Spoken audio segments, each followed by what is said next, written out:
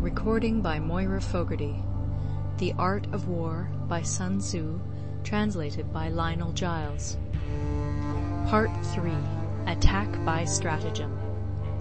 Sun Tzu said, "In the practical art of war, the best thing of all is to take the enemy's country whole and intact.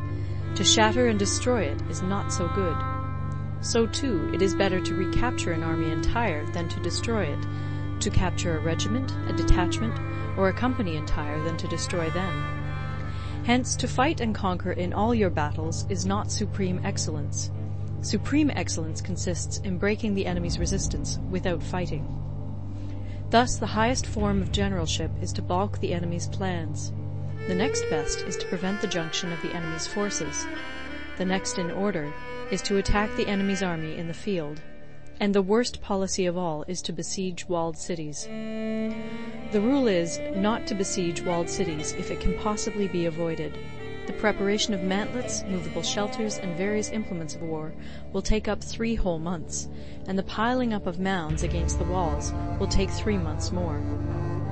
The general, unable to control his irritation, will launch his men to the assault like swarming ants, with the result that 1/3 of his men are slain, while the town still remains untaken. Such are the disastrous effects of a siege. Therefore the skillful leader subdues the enemy's troops without any fighting. He captures their cities without laying siege to them. He overthrows their kingdom without lengthy operations in the field. With his forces intact, he will dispute the mastery of the empire, and thus, without losing a man, his triumph will be complete. This is the method of attacking by stratagem. It is the rule in war, if our forces are 10 to the enemy's 1, to surround him; if 5 to 1, to attack him; if twice as numerous, to divide our army into 2. If equally matched, we can offer battle; if slightly inferior in numbers, we can avoid the enemy; if quite unequal in every way, we can flee from him. Hence, though an obstinate fight may be made by a small force, in the end it must be captured by the larger force. Now the general is the bulwark of the state. If the bulwark is complete at all points, the state will be strong. If the bulwark is defective, the state will be weak. There are 3 ways in which a ruler can bring misfortune upon his army. 1. By commanding the army to advance or to retreat, being ignorant of the fact that it cannot obey. This is called hobbling the army. 2. By attempting to govern an army in the same way as he administers a kingdom, being ignorant of the conditions which obtain in an army. This causes restlessness in the soldiers' minds. 3.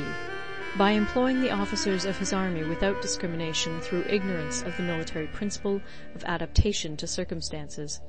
This shakes the confidence of the soldiers. But when the army is restless and distrustful, trouble is sure to come from the other feudal princes. This is simply bringing anarchy into the army and flinging victory away. Thus we may know that there are 5 essentials for victory. 1. He will win who knows when to fight and when not to fight. 2. He will win who knows how to handle both superior and inferior forces. 3.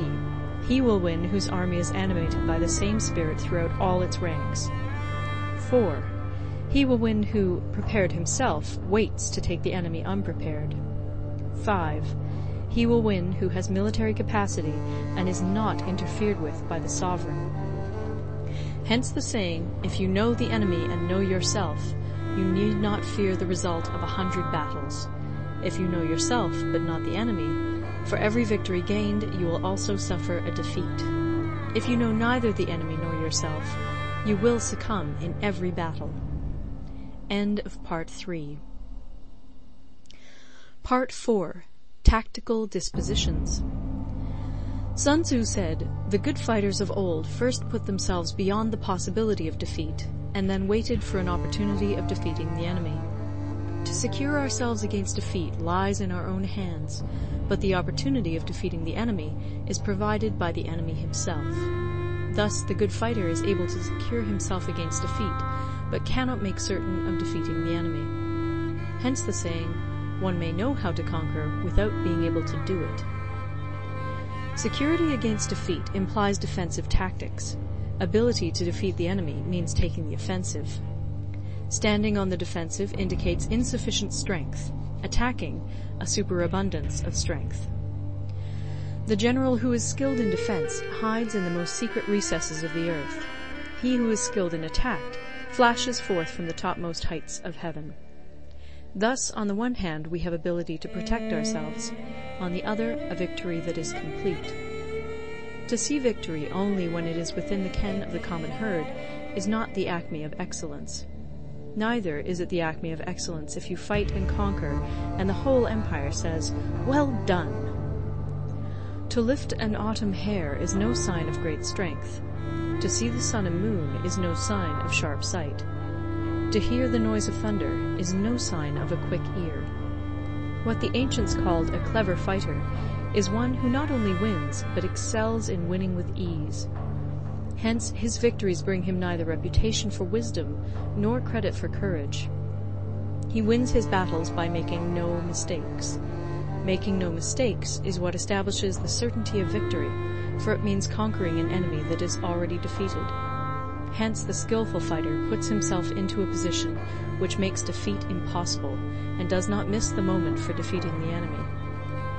Thus it is that in war the victorious strategist only seeks battle after the victory has been won, whereas he who is destined to defeat first fights and afterwards looks for victory. The consummate leader cultivates the moral law and strictly adheres to method and discipline. Thus it is in his power to control success.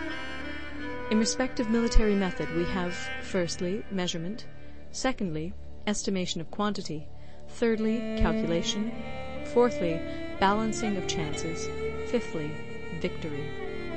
Measurement owes its existence to earth, estimation of quantity to measurement, calculation to estimation of quantity, balancing of chances to calculation, and victory to balancing of chances. A victorious army opposed to a routed one is as a pound's weight placed in the scale against a single grain. The onrush of a conquering force is like the bursting of pent-up waters into a chasm 1,000 fathoms deep. End of Part 4. Recorded in Toronto, Ontario by Moira Fogarty, October 2000.